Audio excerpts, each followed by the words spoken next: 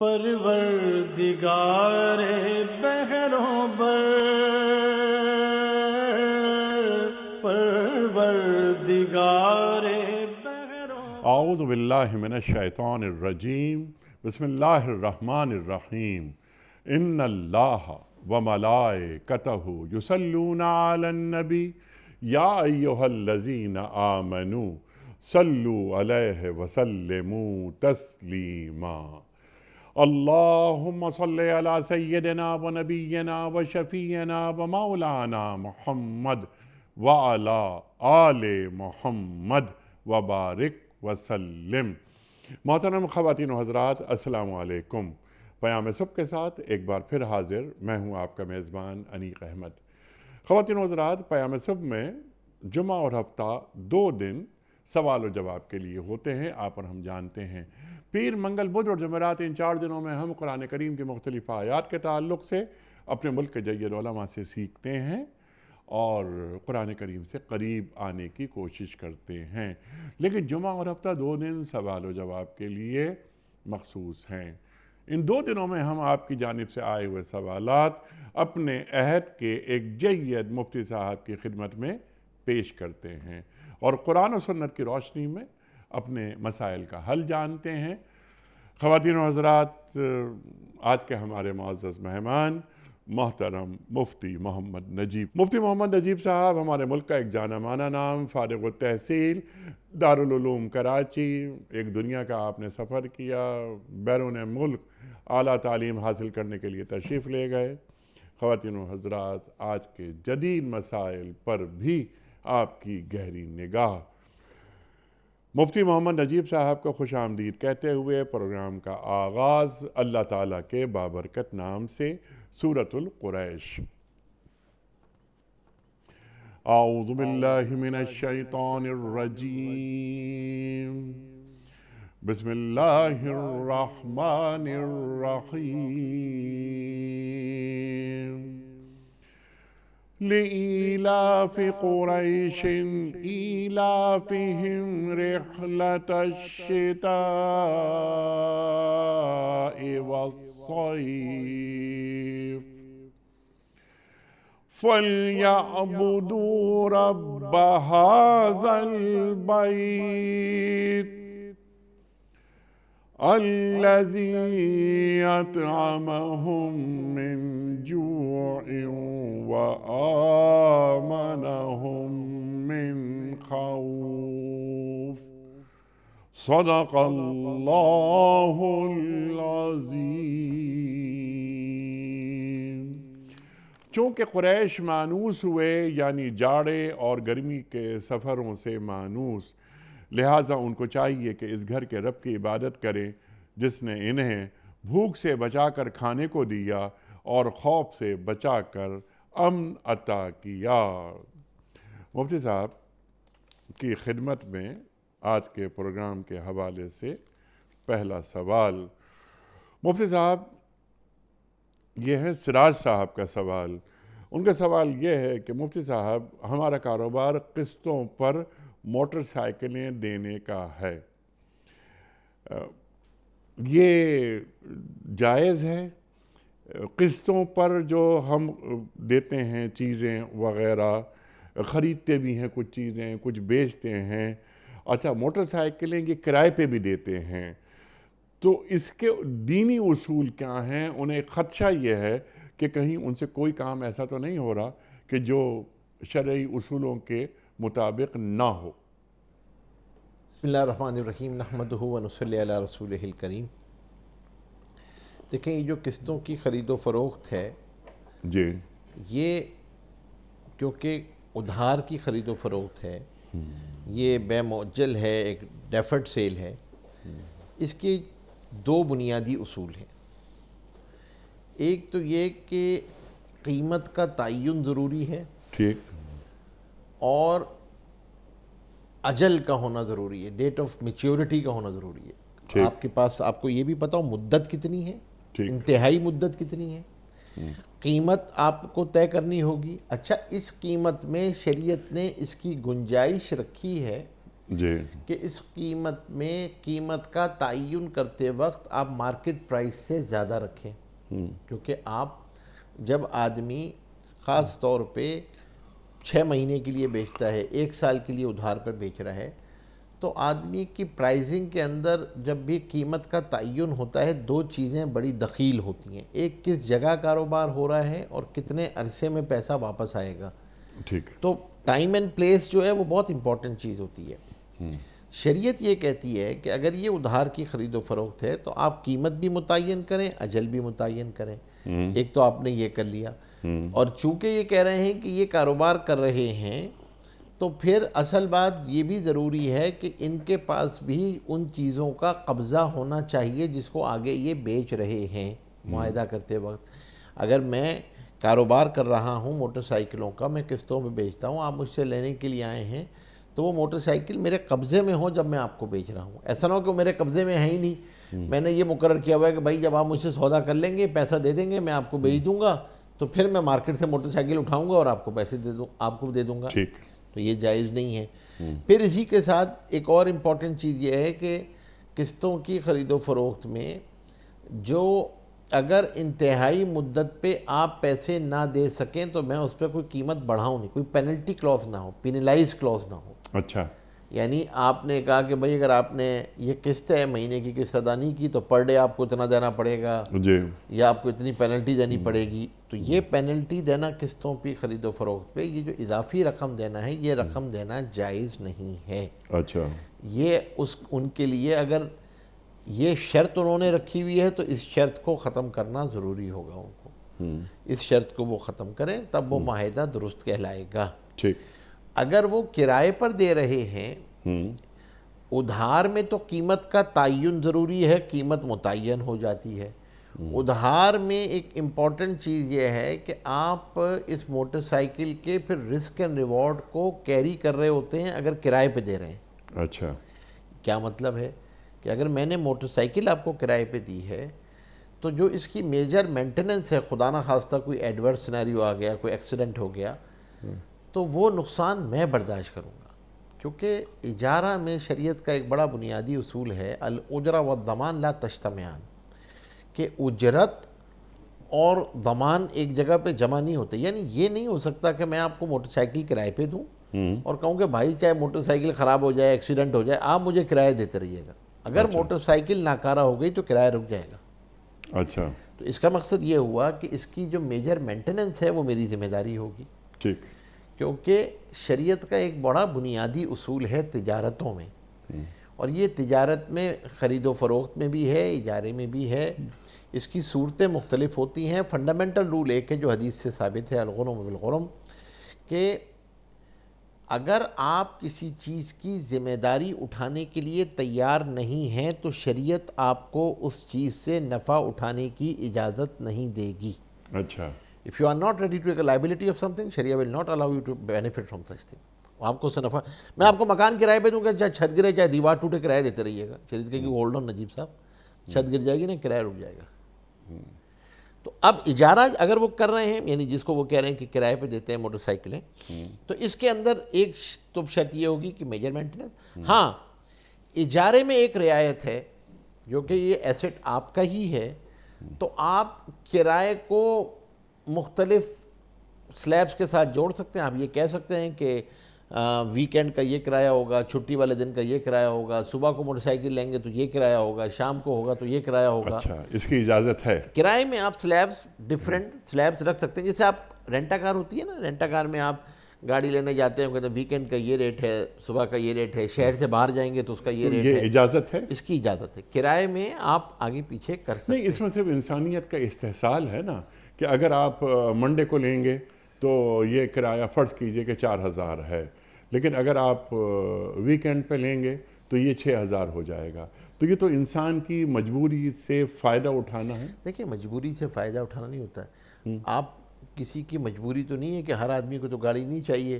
ایک آدمی جب اس نے اپنی گاڑی کو خریدا ہے، اس نے انویسٹمنٹ کی ہے، میجر مینٹیننس اس کی اٹھا رہا ہے، سب کچھ اس کے پاس ہے، رسک اینڈ ریوارڈ وہ کیری کر رہا ہے، اب شریعت اس کو نفع اٹھانے کی اجازت دیتی ہے اس سے۔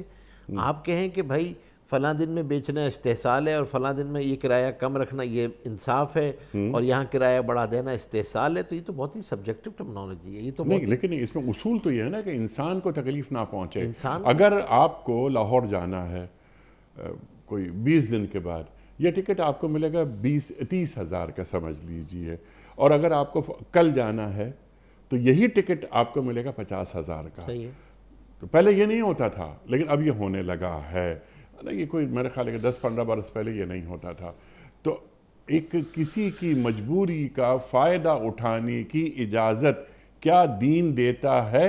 دیکھیں دو الگ چیزیں نہیں صاحب. ایک اگر آپ کہیں گے نا براڈر ایکسپیکٹ میں جا کے مقاصد شریعہ کے تحت، تو شاید مقاصد شریعہ کے تحت تو یہ مناسب نہیں ہے کیونکہ عدل کے تقاضے کے خلاف ہے یہ. اچھا اب سوال یہ ہے کہ یہ جو مقاصد شریعہ براڈر ایکسپیکٹ میں آپ بات کریں جہاں پہ استحصال آتا ہے اور آپ کا کرائے کا بہت زیادہ بڑھ جانا ہے یا قیمت کا جو ہے وہ حد سے زیادہ بڑھ جانا ہے، یہ مقاصد کے لیے ریگولیٹر حکومت وقت ہے. پرائزنگ جو ہے نا، تسعیر جسے عربی میں کہتے ہیں، یہ جو پرائزنگ ہے یہ بنیادی طور پہ حکومت کا ڈومین ہے. حکومت آپ کو پابند کر سکتی ہے کہ آپ. اچھا ہمارے ہاں انفارچونیٹلی بنی ہوئی تو بہت ساری کمیٹیز ہیں اس حوالے سے. مثال کے طور پہ پھل اور سبزی کے حوالے سے مارکیٹ کمیٹیز ریٹ ایشو کر رہی ہوتی ہیں، میونسپل کمیٹیز بعض جگہوں پہ ریٹ ایشو کرتی ہیں، گوشت کے حوالے سے چیزیں ایشو ہوتی ہیں. لیکن جو سب سے زیادہ ریگولیٹڈ ہے وہ صرف ایک ہی انڈسٹری ہے، وہ ہے پیٹرولیم کی، کہ پیٹرول اور ڈیزل میں کوئی بہت زیادہ جو حکومت کہتی ہے اسی اعتبار سے ریٹ آتا ہے. لیکن باقی جگہوں پہ اس کی انفورسمنٹ بالکل بھی نہیں ہوتی ہے. ہمیں نظر آ رہا ہوتا ہے حالانکہ ریٹ کچھ اور ہوتا ہے، بگ کیلے کا ریٹ کچھ اور ہوگا، بگ کسی اور پہ رہا ہوگا. اب سوال یہ ہے جو آپ نے سوال اٹھایا ہے اشکال، کہ اگر نجیب صاحب نے کرایہ ویکینڈ کا کچھ اور رکھا ہوا ہے اپنی گاڑی کا اور ویک ڈیز کا کچھ اور رکھا ہوا ہے، تو کیا شرعاً یہ جائز ہے؟ تو شرعاً یہ جائز ہے. شرعاً یہ جائز ہے کیونکہ آپ نے میوچل انڈرسٹینڈ مجھ سے، میں زبردستی تو آپ کو گاڑی کرائے پہ نہیں دے رہا، آپ کے پاس آپشن موجود ہیں، آپ لے سکتے ہیں کہیں سے. ہاں ریگولیٹر اگر یہ سمجھتا ہے براڈر ایکسپیکٹ میں کہ اس سے عامت الناس کا، عوام کا، پبلک کا استحصال ہو رہا ہے، ٹھیک ہے، تو وہ اس کو کہہ دے کہ بھائی آپ جو ہے نا ریٹ آپ کا سیم ہوگا، آپ طے کر لیں. ریگولیٹر سے مراد یہاں پر گورنمنٹ ہے، جی تو گورنمنٹ جو چاہے گی وہ کنٹرول کرے گی. کنزیومر پروٹیکشن سوسائٹیز دوسرا مرحلہ. تیسرا مرحلہ جو صرف آپ سے ایک سوال جو رکھا کہ کیا شرعی طور پر یہ جائز ہے ڈیفرنٹ ریٹس، آپ نے کہا جائز. کرایہ مختلف وقت کا مختلف کرایہ رکھنا، حتیٰ یہ کہ کرایہ بڑھانے میں کسی شرح منافع کو طے کر لینا. مثال کے طور پہ مکان کرائے پہ دیا میں نے آپ کو اور یہ کہہ دیا کہ ہر سال جو ہے وہ 10% بڑھے گا، ٹھیک ہے، تو ٹھیک ہے یہ شرح منافع میں ابھی سے میں طے کر سکتا ہوں، اس کی گنجائش موجود ہے، لیکن یہ کرائے پر ہے اس لیے میں یہ طے کر رہا ہوں. ٹھیک ہے. اگر میں آپ کو 1 سال کا یا 2 سال کی قسطوں کی خرید و فروخت پر یہ میں آپ کو ادھار پر بیچتا تو مجھے آج ہی قیمت طے کرنا ضروری تھی. ٹھیک ہے، وہ بات صحیح ہے، بالکل. تو اب آپ کرایہ، یہ بات مطلب سمپلی یہ سمجھ لیجئے کہ قیمت کا متعین ہونا ضروری ہوتا ہے قسطوں میں. اچھا اب یہاں پر ایک اور بھی میں ایک ایمبیگیوٹی دور کر دوں. بعض لوگ یہ سمجھتے ہیں کہ پرائس کا فکس کر دینا سود ہے. دیکھیں 2 الگ الگ ٹرانزیکشنز ہیں. ایک ٹرانزیکشن ہوتی ہے پارٹنرشپ کی، میں اور آپ مل کر کوئی کاروبار کرتے ہیں، ٹھیک ہے، میں اور آپ مل کر ایک کاروبار کر رہے ہیں جس کو شرکت کہتے ہیں. وہ شرکت بھی ہو سکتی ہے، مداربت بھی ہو سکتی ہے، ہم دونوں نے پیسے لگائے ہیں، آپ نے صرف اور صرف پیسے لگائے، محنت میں کر رہا ہوں، لیکن یہ شرکت ہے. اچھا ایک ہے خرید و فروخت. شرکت کا اصول یہ ہے کہ شرکت میں پروفٹ فکس نہیں ہو سکتا. یعنی آپ مجھے پیسے دیں 1 لاکھ روپے اور کہیں نجیب صاحب مجھے کاروبار کا تو نہیں پتا، مجھے اپنے کچن چلانا ہوتا ہے، مجھے آپ ہر مہینے 10,000 روپے دے دیجیے گا، ٹھیک ہے، فکس کر دوں. نجیب صاحب نے فکس کر دیا پروفٹ کا ہر مہینے آپ کو 10,000 ملے گا، تو یہ جائز نہیں ہے. پروفٹ فکس نہیں ہوگا، پروفٹ شرح منافع کے ساتھ ہوگا. یہ ہو سکتا ہے کہ جو بھی پروفٹ ہو اس کا 70% آپ کو ملے گا، 30% میں رکھوں گا، 60% آپ کو ملے گا، 40% میں رکھوں گا. میں اس کو نہ آپ کے 1,00,000 کے ساتھ کر سکتا ہوں کہ جتنی آپ نے راس المال، جتنی ایکویٹی دی ہے آپ نے، اس کا 10% آپ کو پروفٹ ملا کرے گا ہر مہینے، یہ بھی نہیں کر سکتا میں. ہاں میں شرح منافع طے کر سکتا ہوں کہ میں یہ کہہ دوں کہ بھائی 60-70 ملے گا تناسب کے اعتبار سے. لیکن اگر یہ سیل ہے، دیکھیں یہاں فکس کرنا سود تھا.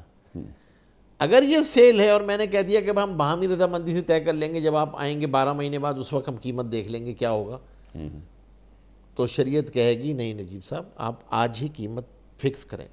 پرائس کا فکس کرنا سیل کے اندر ضروری ہے. اگر آپ نے سیل میں پرائس کو فکس نہیں کیا تو سیل ناجائز ہے. اور شرکت میں پروفٹ کو فکس کرنا سود ہو جاتا ہے. ٹھیک ہے، سمجھ گئے؟ ٹھیک ہے. تو یہ دو الگ الگ چیزوں کو سمجھنا ضروری ہے کہ بعض دفعہ ہم چیزوں کو خلط مبحث کر دیتے ہیں اور ہم سمجھ رہے ہوتے ہیں کہ جب کوئی آدمی یا آپ کو بیچتا ہے قسطوں پہ یا ہم بیچتے ہیں تو وہ یہ کہتا ہے کہ صاحب آپ نے تو فکس کر دیا اور فکس کرنا تو سود ہوتا ہے.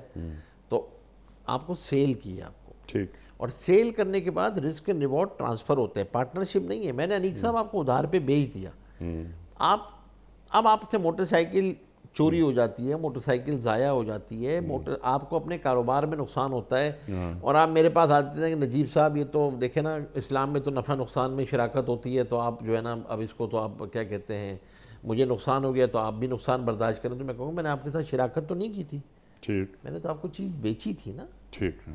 تو آپ تو میرے دیندار تھے، میں نے آپ کو چیز بیچی ہے تو آپ ادا کریں گے. میں نے آپ کے ساتھ پارٹنرشپ تو نہیں کی ہے. تو اسی لیے بہت امپورٹنٹ چیز یہ ہوتی ہے کہ کاروبار کے اندر رول کو سمجھنا چاہیے کہ آپ کا رول کیا ہے، شریعت کے تقاضے کیا ہیں اس رول کے مطابق، اور پھر اس کے مطابق چیزوں کو معاہدے کی شکل میں لے کر آنا چاہیے. سیل ہے تو سیل کا معاہدہ بنے گا، اگر وہ کرایہ داری کا معاہدہ ہے تو کرایہ داری کا بنے گا، شرکت ہے تو شرکت کا. ٹھیک ہے. اور آپ نے یہ بھی فرمایا کہ دین ہمیں یہ درس دیتا ہے کہ اگر آپ رینٹ پہ کوئی بھی چیز لیں، جیسے رینٹ کار یا رینٹ موٹر سائیکل، اگر گاڑی کا نقصان وغیرہ ہوتا ہے، جس نے رینٹ پر یہ گاڑی لی یا موٹر سائیکل لی، نقصان وہ ادا نہیں کرے گا، جو آنر ہے وہ ادا کرے. ہاں، الا یہ کہ آپ اس کی کوئی یہ ثابت کر دیں کہ بھائی اس نے جو ہے نا جان بوجھ کر کوئی غلطی کی. اچھا. یعنی میں نے آپ کو گاڑی کرائے پہ دی اور آپ نے اپنے ایک 15 سالے بیٹے کو دے دی چلانے کو کہ جاؤ بیٹے چلاؤ گاڑی سیکھو، تو آئی ہوئی ہے گاڑی کرائے پہ، تم سیکھو اس پہ گاڑی. اچھا. اور ایکسیڈنٹ ہو گیا. ٹھیک. تو اب یہ نیگلیجنس ہے. نیگلیجنس پہ آپ کو دینا تو اچھا، تو وہ پھر وہ ایک شواہد دیکھے جائیں آف گے. کورس ظاہر سی بات ہے شواہد، یا یہ کہ آپ نے کسی ایسے ڈرائیور کے حوالے کر دی جس کا لائسنس ہی نہیں بنا ہوا تھا. اچھا. تو اب آپ کی یہ نیگلیجنس ہے. تو اس لیے یا میں نے آپ کو مکان کرائے پہ دیا، آپ نے سنار کی بھٹی کھول لی اس میں. ٹھیک. تو بھائی مکان میں نے رہنے کے لیے دیا تھا نا، سنار کی بھٹی بنانے کے لیے تھوڑی دیا تھا آپ کو. ٹھیک ہے. تو یہ سب چیزیں ٹھیک. اگر نیگلیجنس نہیں ہے کوئی بھی، ٹھیک. کوئی نیگلیجنس نہیں ہے اور کوئی خدا نخواستہ ایسی آفت آ گئی، کوئی حادثہ ہو گیا، کوئی چیز ہو گئی، تو پھر جو مالک مکان ہوتا ہے یا اس گاڑی کا مالک ہوتا ہے یا موٹر سائیکل کا مالک ہوتا ہے وہ نقصان برداشت کرتا ہے. بالکل ٹھیک ہے. اگلا سوال ارشد صاحب کا. مفتی صاحب، کیا نکاح میں والدین اور بہن بھائی بھی گواہ ہو سکتے ہیں؟ اور نکاح کو نصف دین کیوں کہا گیا ہے؟ ارشاد. دیکھیں بنیادی بات تو یہ ہے کہ اگر بوقت نکاح گواہ تو بوقت نکاح تو گواہ ہو ہی سکتے ہیں، کوئی ایسا مسئلہ نہیں ہے. بہن بھائی بھی بہن بھائی جو ہیں وہ گواہ ہو سکتے ہیں. ہاں ہمارے ہاں گواہوں میں خاص طور پہ جب بچی سے کیا کہتے ہیں اجازت لی جاتی ہے اور کوئی وکیل بنتا ہے اور وہ بچی سے اجازت لیتا ہے صراحتاً جا کے کہ میں آپ کے بیہاف پہ ایجاب قبول کروں گا، تو پھر اس وقت یہ شرط لگائی جاتی ہے خاص طور پہ کہ وہ محرم ہی ہونا چاہیے. گواہ بھی محرم ہی ہو تاکہ ان کے سامنے اس کی اجازت لی جا رہی ہو. لیکن شادی کے موقع پہ، نکاح کے موقع پہ تو کوئی مسئلہ ہی نہیں، نکاح کے موقع پہ تو کیا جا سکتا ہے. ٹھیک. اب اس سوال کا جو دوسرا حصہ ہے وہ ہے کہ نکاح کو نصف دین کیوں کہا گیا ہے. جی. تو ظاہر سی بات ہے، یعنی علماء نے یوں لکھا ہے اس کے بارے میں کہ کیونکہ نکاح کے ذریعے آپ کی حیا کی تکمیل ہوتی ہے، آدمی کی حیا کی حفاظت ہوتی ہے، ایمان کی حفاظت ہوتی ہے، کیونکہ حیا جو ہے وہ بھی جو ہے وہ ایمان کا ایک مستقل شعبہ ہے۔ تو آدمی کی نگاہ کی، فکر کی حفاظت ہو جاتی ہے کہ جب آدمی نکاح کر لیتا ہے، اور نکاح کے ذریعے آدمی اپنے جو ضروریات ہیں وہ حلال طریقے سے جو ہے وہ پوری کر سکتا ہے، اور نکاح کے ذریعے آدمی اللہ تبارک و تعالی اس کے ذریعے جو رشتے جو بناتے ہیں، جس کو میاں بیوی کہا جاتا ہے، جو میاں بیوی کا رشتہ ہے، اس کے اندر اللہ تبارک و تعالی نے مودت بھی رکھی ہے اور رحمت بھی رکھی ہے، اور یہ ایک ایسا رشتہ وجود میں آتا ہے جو آپ کے اختیار سے وجود میں آتا ہے۔ ظاہر سی بات ہے، بہن بھائی تو آپ کے اختیار میں نہیں ہوتے نا، مینڈیٹری رول ہوتا ہے آپ، یہ تو آپ اختیار سے ایک رول اپنا لے کر آتے ہیں، اور پھر اس کو لیے اللہ تبارک و تعالیٰ نے یعنی دو الفاظ استعمال کیے، اس لیے فرمایا کہ بھائی جو ابتدائی زمانہ ہوتا ہے وہ محبت کا زمانہ ہے، اور آخر میں دونوں ایک دوسرے کے لیے رحمت بن جاتے ہیں، کیونکہ ایک دوسرے کے مزاج شناس ہوتے ہیں تو ایک دوسرے کے لیے رحمت ہوتے ہیں وہ۔ اور پھر ایک جگہ پہ فرمایا کہ وہ ایک دوسرے کے لیے لباس ہیں، کہ وہ ایک میاں بیوی ایک دوسرے کے لیے لباس بھی ہیں۔ تو علماء نے لکھا ہے کہ لباس ہے کیونکہ لباس زینت کا باعث ہوتا ہے، لباس کے ذریعے انسان اپنے ستر کو چھپا رہا ہوتا ہے، اور لباس کے ذریعے عیب بھی جسم کے چھپ جاتے ہیں۔ تو یہ رشتہ ایسا ہے کہ اس کے ذریعے سے عورت ہے تو اس کی زیب و زینت بڑھتی ہے، اس کے لیے وہ زینت کا باعث ہے، اس کو ایک پروٹیکشن میسر آتی ہے۔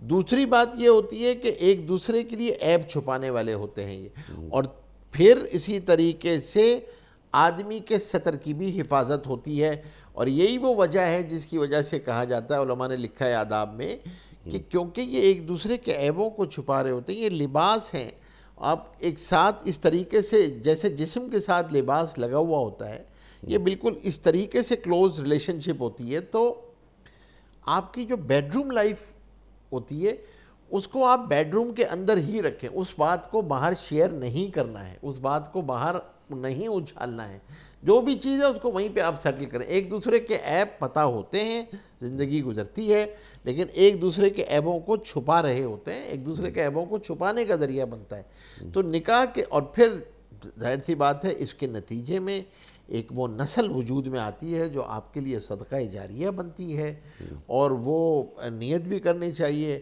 اور اللہ تبارک و تعالیٰ اس کے ذریعے جو ہے وہ نسل وجود میں لے کے آتے ہیں کہ جو نہ صرف یہ کہ دنیا میں اس کے لیے رحمت کا باعث ہوتی ہے، آخرت میں اس کے لیے بہترین صدقہ جاریہ ہوتی ہے۔ سبحان اللہ، سبحان اور اللہ۔ اسی لیے اس کے لیے فرمایا گیا کہ اس کو آسان رکھنا چاہیے، یہ جتنا آسانی کے ساتھ ہو جائے معاشرے کے اندر، اتنا ہی معاشرہ پرسکون ہوتا ہے، معاشرہ حسین ہوتا ہے، اور معاشرہ حیادار ہوتا ہے۔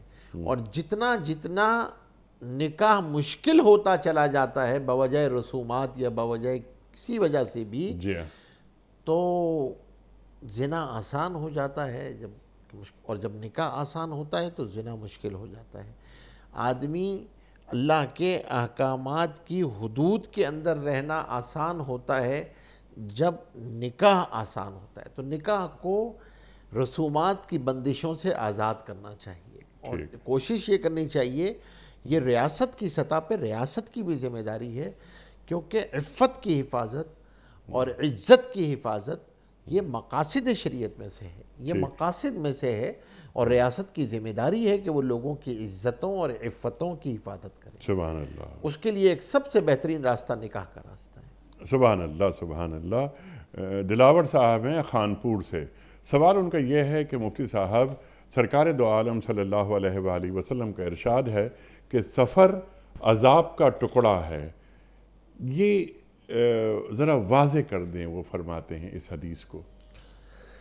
دیکھیں، اس میں محدثین نے مختلف اس حدیث کی توجیحات بیان کی ہیں، جی، اور اس کی ایک توجیہ یہ ہے کہ جب آدمی اپنے وطن سے نکلتا ہے جی تو جو معمولات اس کے وطن میں ہو رہے ہوتے ہیں اور اپنے گھر میں جس طریقے سے وہ رہ رہا ہوتا ہے، سفر میں آزمائشیں مختلف نوعیتوں کی آتی ہیں. کبھی نیند پوری نہیں ہے، کبھی کھانا موافق نہیں ہے، کبھی صحت ساتھ نہیں دے رہی ہے، اور کبھی وہاں کے مختلف جھنجٹ ہیں جس کی وجہ سے انسان کے معمولات زندگی بھی متاثر ہوتے ہیں. ٹھیک. اور پھر اسی طریقے سے اس کی عبادات بھی متاثر ہوتی ہیں، صحت بھی متاثر ہوتی ہے، تندرستی پہ بھی فرق پڑتا ہے. کہ اسی لیے فرمایا کہ جب مقصد پورا ہو جائے تو پھر واپس لوٹ جاؤ. بس ٹھیک.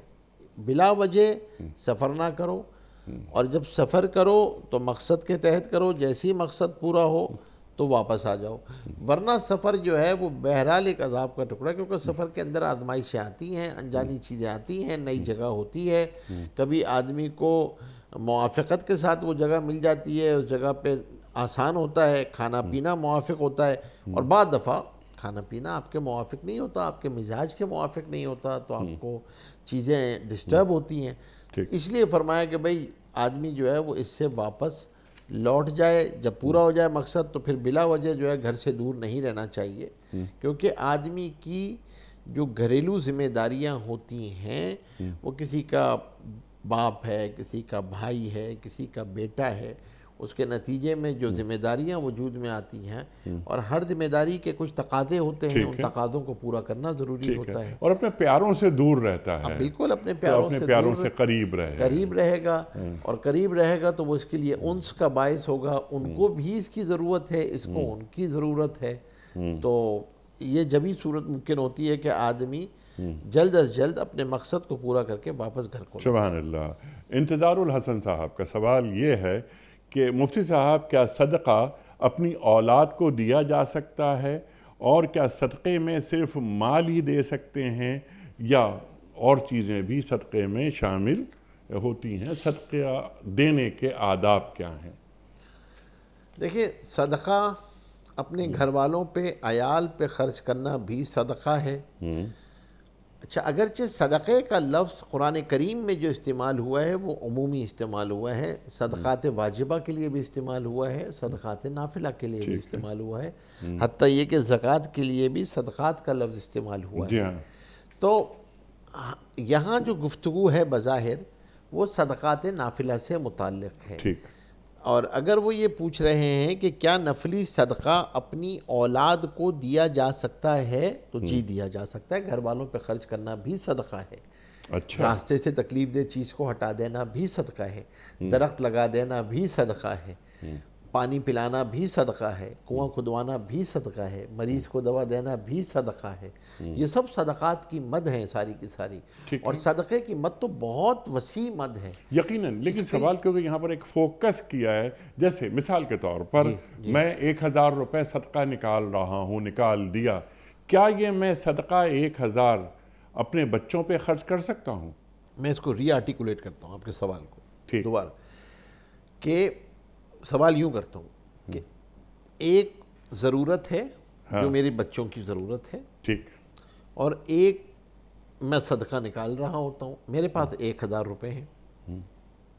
تو سوال یہ ہے کہ اس 1000 روپے سے اس بچے کی میں نے کوئی ضرورت پوری کر دی. مثال کے طور پر فیس دینی تھی اس کو، ٹھیک ہے، اسکول کی فیس دینی تھی، اس کی کوئی مدرسے کی فیس تھی، کوئی اس کی ضرورت تھی، دوا دارو تھی، اور وہ میں نے اس کے اوپر جو ہے وہ اس کو خرچ کر دیے اس کے اوپر. تو کیا یہ صدقہ ہے؟ جی یہ صدقہ ہے. اچھا، یہ صدقہ کا ہی اجر ملے گا آپ کو. گھر والوں پہ خرچ کرنا صدقہ ہے. ٹھیک ہے. ہاں ٹھیک ہے.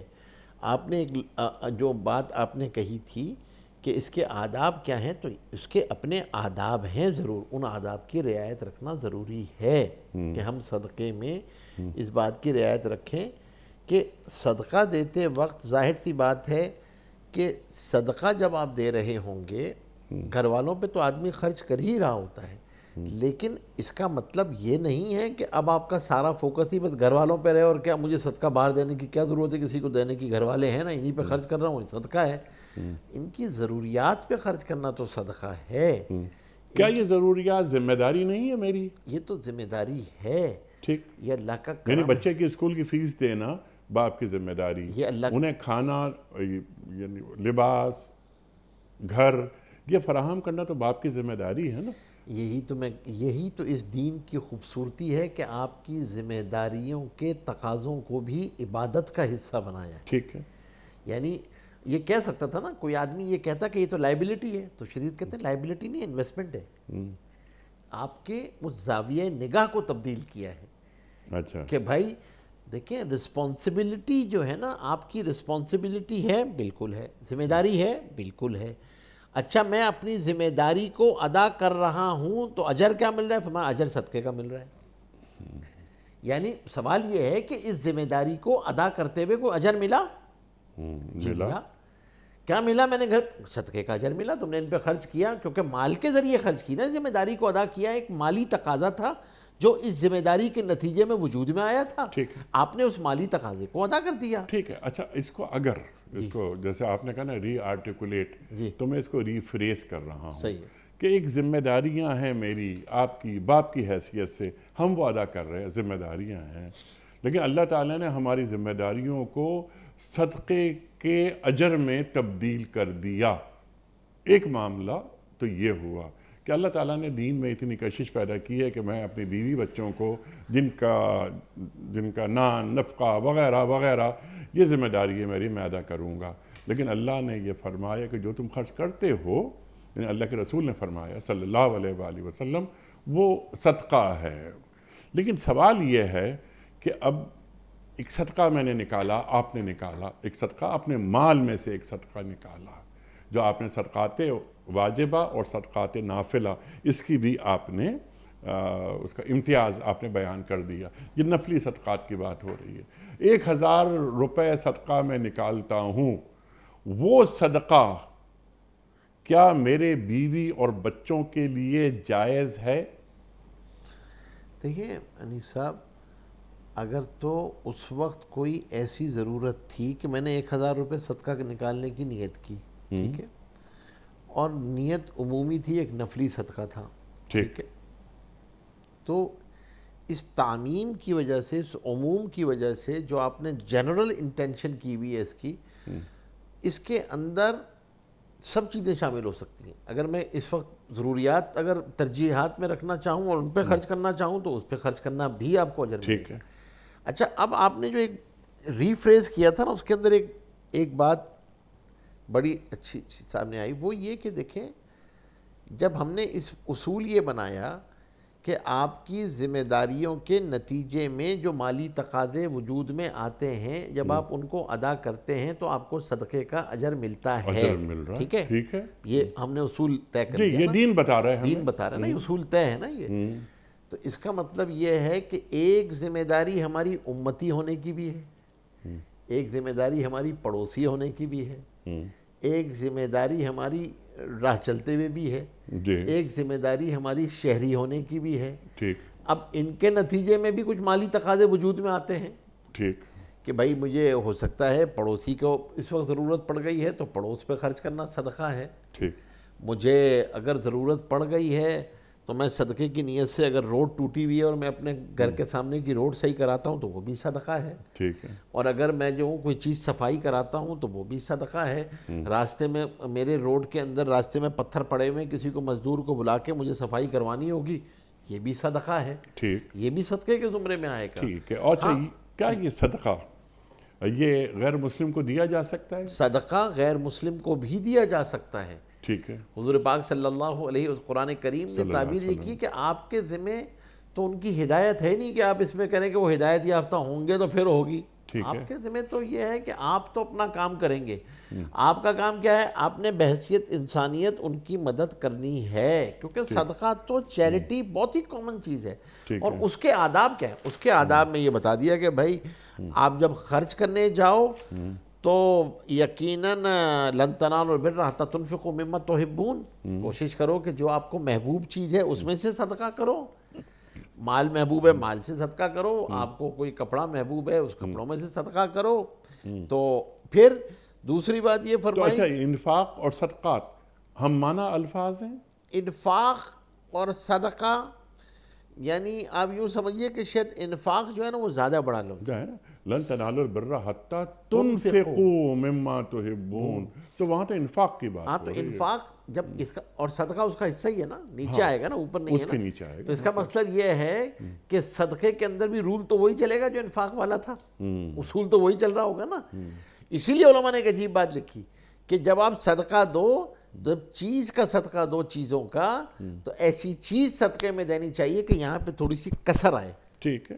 تاکہ آدمی کو محسوس ہو کہ میں اور نے یہی دیا ہے. اصول ہم زکوٰۃ پہ بھی اپلائی کریں. یہی اصول زکوٰۃ پہ بھی اپلائی ہو رہا ہوتا ہے. اگر آپ مال کی صورت میں دے رہے ہیں، اور قرآن کریم نے یہ جو سورہ بقرہ ختم ہو رہی ہے تو جو آخری رکوع چل رہے ہیں، یہ جو آخری 3-4 رکوع ہیں سورہ بقرہ کے، یہ تو اسلام کی ویلتھ مینجمنٹ ہے نا، پوری ویلتھ مینجمنٹ کے فنڈامنٹل رولز ہیں اس کے اندر. تو وہاں پر خود اللہ تبارک و تعالیٰ نے قرآن کریم ایسی چیز مت صدقہ دو کہ اگر تم کو دی جاتی تو تمہیں کراہت محسوس ہوتی. ٹھیک. یعنی آپ ایمپیتھی کا لیول دیکھیے نا جو قرآن نے بیان کیا کہ یہ اپنے آپ کو اس جگہ پہ رکھ کے سوچو نا، بینیفیشری کی جگہ پہ، مستحق کی جگہ پہ اپنے آپ کو رکھو کہ کوئی تمہیں یہ دیتا تو کیا تم قبول کرتے؟ اللہ تو ایسی ردی چیز. اور کیا مطلب ہے؟ مطلب یہ ہے کہ مستحق کا ہاتھ اللہ کا ہاتھ ہے. اللہ اکبر. اللہ تو جب آپ چیز رکھ رہے ہیں تو کس کے ہاتھ پہ رکھ رہے ہیں؟ سبحان اللہ. تو آپ دیتے وقت اس بات کا، اور کیوں؟ اس لیے کہ اللہ تبارک و تعالیٰ لیتے ہوئے یہ وعدہ کر رہے ہیں کہ میں تمہیں اس کے نتیجے میں مغفرت کا بھی وعدہ ہے، فضل کا بھی وعدہ ہے، زیادتی کا بھی وعدہ ہے، اور زیادتی 700 گنا تک ہے. اور فرمایا تھوڑی سی چیز تم صدقہ دو، اور اللہ تبارک و تعالیٰ اس کی ایسے اس کی حفاظت کرتے ہیں جیسے تم جانور کو پالتے ہو، یہاں تک کہ اس کو احد پہاڑ تک اس کو بنا دیتے ہیں، اتنا اس کا اجر ہو جاتا ہے. اور پھر دوسری بات یہ کہ صدقے کے اندر اصل چیز اخفا ہے.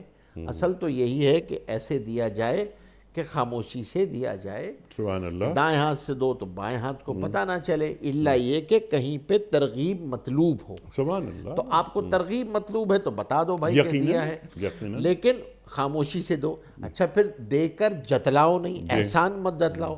صدقے کا اجر ضائع ہو جاتا ہے احسان جتلانے سے. ٹھیک ہے. بھائی کوئی انکریمنٹ بونس نہیں تھا نا، آپ نے تو اس کو کیا کہتے ہیں صدقہ دیا تھا، تو صدقے کے اندر احسان مت جتلاؤ، اللہ کے لیے آپ نے دیا ہے. اور پھر اس کے ساتھ ساتھ اس بات کا لحاظ جو سب سے پہلی بات تھی اصل میں تو بنیادی طور پہ کہ اپنے حلال مال سے نکالو، جی. طیبات سے نکالو. کیونکہ اللہ سے بڑا طیب کون ہے؟ اللہ سے بڑا پاک کون ہے؟ تو اللہ سب سے زیادہ پاک ہے، تو اللہ کی خدمت میں پاک چیز ہی پاک چیز پیش کی جائے.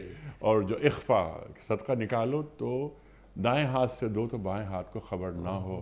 اور مفتی صاحب اس کے ساتھ ساتھ کچھ نیکیاں آدمی کی زندگی میں ایسی ضرور ہونی چاہیے جو صرف اس کے اور اللہ کے درمیان ہو، اللہ کے سوا کوئی گواہی نہ ہو اس نیکی کا. اللہ اکبر. اللہ اکبر. کچھ ویڈیو کوسچنز آپ کی خدمت میں جو ہم نے پاکستان کے مختلف شہروں میں کھڑے ہو کر ریکارڈ کیے ہیں. پہلا سوال مفتی صاحب کی خدمت میں. السلام علیکم مفتی صاحب، میرا سوال یہ ہے کہ کسی بینک سے لون لے کر حج یا عمرہ کیا جا سکتا ہے، اور جبکہ اس لون پر زیادہ رقم بھی دینی ہوتی ہے؟ جناب والا.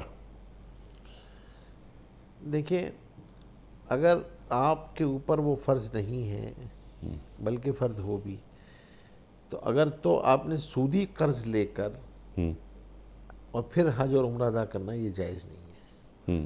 سود پہ قرضہ لے کر، کیونکہ انہوں نے فرمایا کہ وہ رقم لیں گے اور اس پہ اضافہ کریں گے تو یقیناً وہ سود ہے. کیونکہ سود کہتے ہی اس کو ہر وہ قرض جو اپنے ساتھ کسی نفع کو کھینچ کے لائے اسے سود کہتے ہیں. یعنی بینک سے لون لے کر حج یا عمرہ نہیں کیا جا سکتا. حج عمرہ نہیں کرنا چاہیے. کلیئر. ٹھیک. اگلا سوال مفتی صاحب کی خدمت میں. مفتی صاحب میرا سوال یہ ہے کہ لڑکا یا لڑکی نے سر بھی نہیں ہلایا اور زبان سے بھی اقرار نہیں کیا، صرف دستخط کر دی، کیا یہ طریقہ درست ہے یا پھر زبان سے اقرار کرنا ہوگا؟ زبان سے اقرار کرنا یا دستخط کرنا، دستخط کر دیے.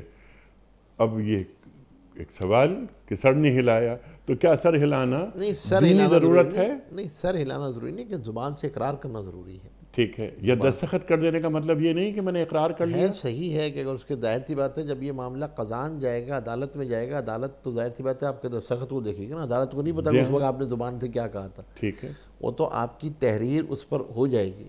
لیکن کیا مناسب نکاح ہو جائے گا، کیا مناسب ہے؟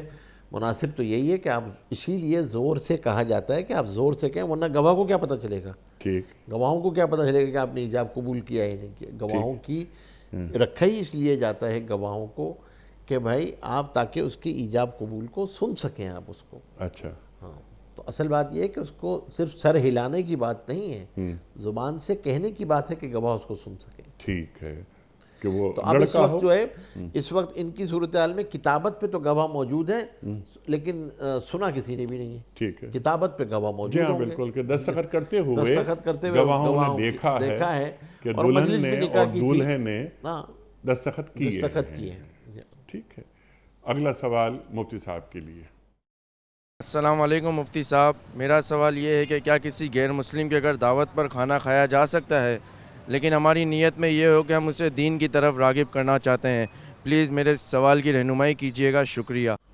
سر، دیکھیں، اگر تو کھانا حلال ہے اور کھانے کے اندر کوئی چیز حرام نہیں ڈلی ہوئی ہے، کوئی ایسا حرام انگریڈینٹ نہیں ہے، تو کھانا کھایا جا سکتا ہے بالکل. ٹھیک ہے. نہیں، کھانے میں اگر کوئی حرام چیز انگریڈینٹس میں ڈلی ہوئی ہے یا دسترخوان پہ حرام چیز رکھی ہوئی ہے، پھر تو مسلمان کے گھر بھی نہیں کھایا جا ہاں، سکتا. مسلمان کے گھر بھی نہیں کھا سکتے. ٹھیک، لیکن ایک اچھی بات جو انہوں نے کہی اس کہ اس سوال میں، نیت سے آپ وہاں پر جائیں کہ اس کو آپ دین کی دعوت دیں. سبحان اللہ، یہ بہت سبحان اچھی، اللہ. بہت اچھا سوال اس اعتبار سے اس بن گیا کہ اب تو آپ بالکل اس کے یہاں جا سکتے ہیں، اس کو آپ دعوت دے سکتے ہیں، اس سے تعلق رکھ سکتے ہیں. کسی غیر مسلم سے اس نیت سے تعلق رکھنا، اپنا دوست بنانا کہ اس کو میں دین کی دعوت دوں گا، سبحان اللہ، سبحان تو یہ اللہ. تو بہت بڑی بات ہے، اور یہ بالکل اس نیت سے کیا جا سکتا ہے. بہترین. ایک سوال کم از کم اور لیتے ہیں اس سے پہلے کہ ہمارے پروگرام کا وقت ختم ہو. جناب والا، اگلا سوال مفتی صاحب کی خدمت میں. السلام علیکم مفتی صاحب، میرا سوال یہ ہے کہ انسان کی اصلاح کے لیے اللہ تعالیٰ نے قرآن مجید کے اندر کیا مطلب لکھا ہے، کہ مطلب انسان کس طرح اپنی اصلاح کر سکتا ہے قرآن مجید سے؟ اب یہ تو بہت بڑا سوال ہے. بہت بڑا سوال ہے یہ تو. ارشاد اختصار کے ساتھ. دیکھیں، اختصار کے ساتھ تو یہی ہے کہ کم از کم آدمی قرآن کریم ترجمے کے ساتھ پڑھنے کی ترتیب بنائے، سب سے پہلی چیز. اور دوسری بات یہ ہے کہ اپنے ارد گرد نیک لوگوں کی صحبت میں سبحان اللہ، سبحان اللہ، کونوا مع الصادقین، سبحان اللہ. کہ آدمی کو اچھے دوستوں کی صحبت اور اچھے نیک لوگوں کی صحبت، اس کو خود اس کی اصلاح ہوتی چلی جاتی ہے، کیونکہ وہ اس کے اخلاق کی بھی اصلاح ہوتی ہے، معاشرت کی بھی اصلاح ہوتی ہے، معاملات کی بھی اصلاح ہوتی ہے. اور جب آدمی قرآن کریم کا ترجمہ پڑھ رہا ہوتا ہے، قرآن کریم پڑھ رہا ہوتا ہے، بہتر ہے کسی عالم سے پڑھا جائے، نہیں تو اگر نہیں ہے تو آدمی خود اس کو پڑھ لے آسان ترجمے کو، اور اس نیت سے پڑھے کہ اللہ جل شانہ مجھ سے مخاطب ہے، یہ قرآن میرے لیے اترا ہے. اور کبھی کبھی اپنے آپ کو اس قرآن میں تلاش کرے کہ میں قرآن، اگر یہ قرآن کریم آئینہ ہے تو میرا عکس اس کے اندر ہے کیا؟ اور فیہ ذکرکم، فیہ ذکرکم. اور جب قرآن کریم خود کہہ رہا ہے کہ تمہارا ذکر اس کے اندر موجود ہے، تو کہاں ہے، کس جگہ پر ہے، کن آیات کے، کون سی آیات مجھ پہ فٹ آ رہی ہوتی ہیں. جی ہاں. تو اب اس میں جب آدمی اس نیت سے پڑھنا شروع کرتا ہے، اصلاح اور ہدایت کی نیت سے پڑھتا ہے، تو یہ کتاب ہے ہدایت کی. اللہ تبارک و تعالیٰ اس کو ہدایت عطا فرماتے ہیں. ظاہر سی بات ہے، پورا قرآن، اس لیے علماء نے لکھا ہے کہ سورہ فاتحہ میں اہدنا الصراط المستقیم مانگا تھا، تو اللہ نے جواب دیا الف لام میم ذالک الکتاب لا ریب فیہ. جو ہدایت تم نے مانگی ہے اس کے لیے یہ ساری کتاب ہے، یہ ہدایت کی کتاب ہے، کوڈ آف کنڈکٹ ہے. صرف آپ کو اپنا ٹائم نکال کے پڑھنا ہے اس کو. آدمی روزانہ اپنی ضرورت سمجھ کے، جیسے کھانا ضرورت ہے، پینا ضرورت ہے، اسی طریقے سے قرآن کریم کا روزانہ پڑھنا میری ضرورت ہے، ایمان کی حفاظت کا ذریعہ ہے. اور نیک لوگوں کی صحبت کو اختیار کرنا، نیک دوستوں کی صحبت کو اختیار کرنا، یہ ہے ایک آسان راستہ اصلاح کا جو قرآن کریم نے آپ کو دیا ہوا ہے. سبحان اللہ، سبحان اللہ. قرآن کریم کے کم از کم 3 آیات روز مطالعے میں لانا، سیکھنا کہ اللہ کیا مخاطبت کر رہا ہے. اچھا، اگر یہ شخص مسلمان ہے تو ان اہل ایمان ہے، تو قرآن کریم میں 89 آیات ہیں جن کا آغاز ہوتا ہے یا ایھا الذین آمنو سے. تو یا ایھا الذین آمنو میں شامل ہوں. اللہ مخاطبت کر رہا ہے یا ایھا الذین آمنو کہہ کر، تو جن سے مخاطبت ہو رہی ہے ان میں بھی شامل ہوں۔ تو یہ 89 آیات یہ مجھ سے کیا کہہ رہی ہیں؟ تو قرآن کریم پورا پڑھا جائے جیسا آپ نے فرمایا، سبحان اللہ، لیکن ان آیات پر ذرا غور کیا جائے کہ یا ایھا الذین آمنوا اتقوا اللہ حق تقاتہ ولا تموتن الا وانتم مسلمون۔ مثال کے طور پر یا ایھا الذین آمنوا اذا نودی للصلاۃ من یوم الجمعہ فاسعوا الی ذکر اللہ وذروا البیع ذالکم خیر لکم ان کنتم تعلمون۔ معلوم تو ہو کہ یہ میں پڑھ رہا ہوں کہ اللہ تعالیٰ کیا کہہ رہا ہے، وغیرہ وغیرہ۔ اور پھر ایک آیت پر ضرور توجہ دینی چاہیے کہ یا ایھا الذین آمنوا باللہ ورسولہ، اے لوگوں جو ایمان لائے ہو، ایمان لاؤ اللہ پر اور اللہ کے رسول صلی اللہ علیہ وآلہ وسلم پر۔ تو یہ مخاطبت تو اہل ایمان سے ہو رہی ہے نا۔ تو وہ ایمان اور میرا وہ تقوی جو اللہ کو مطلوب ہے، مجھے اس مقام تک پہنچنا ہے، کیا میں اس راستے پر ہوں یا نہیں؟ بس میں آپ کا بڑا ممنون مفتی صاحب، آپ تشریف لائے۔ خواتین و حضرات، ہمارے علماء کو اللہ سلامت رکھے، تشریف لاتے ہیں۔ ہمارے اور آپ کے پوچھے گئے سوالات کے شافی جوابات قرآن و سنت کی روشنی میں عطا فرماتے ہیں اور ہماری علمی کمی کو دور فرما دیتے ہیں۔ وقت مکمل ہوا ہمارے آج کے پروگرام کا۔ آپ اور ہم جانتے ہیں کہ پیام صبح کا اختتام ہوتا ہے روزانہ ایک قول پر، اور وہ قول ہوتا ہے صاحب نہج البلاغہ امیر المومنین حضرت علی مرتضیٰ کرم اللہ وجہہ کا۔ آپ فرماتے ہیں جھوٹ بولنے کا پھل دنیا میں ذلت اور آخرت میں عذاب ہے۔ جھوٹ بولنے کا پھل دنیا میں ذلت اور آخرت میں عذاب ہے۔ اللہ اکبر، اللہ اکبر۔ اپنے میزبان انیق احمد کو کل تک کے لیے اجازت دیجیے۔ خدا حافظ۔ پروردگار